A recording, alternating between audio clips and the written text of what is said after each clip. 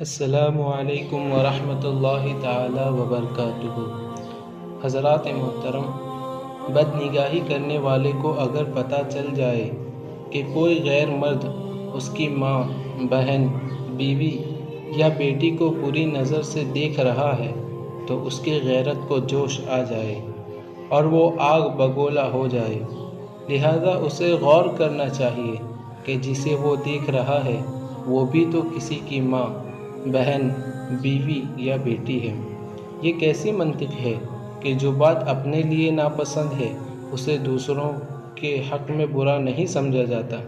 حالانکہ مسلمان کی شان اور کامل مومن کی پہچان تو یہ ہے کہ جو اپنے لیے پسند کرے وہی اپنے مسلمان بھائی کے لیے بھی پسند کرے۔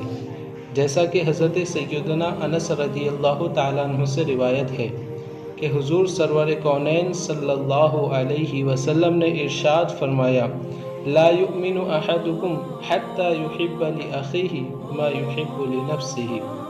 تم میں سے کوئی مومن نہیں ہو سکتا یہاں تک کہ اپنے بھائی کے لیے بھی وہی پسند کرے جو اپنے لیے پسند کرتا ہے۔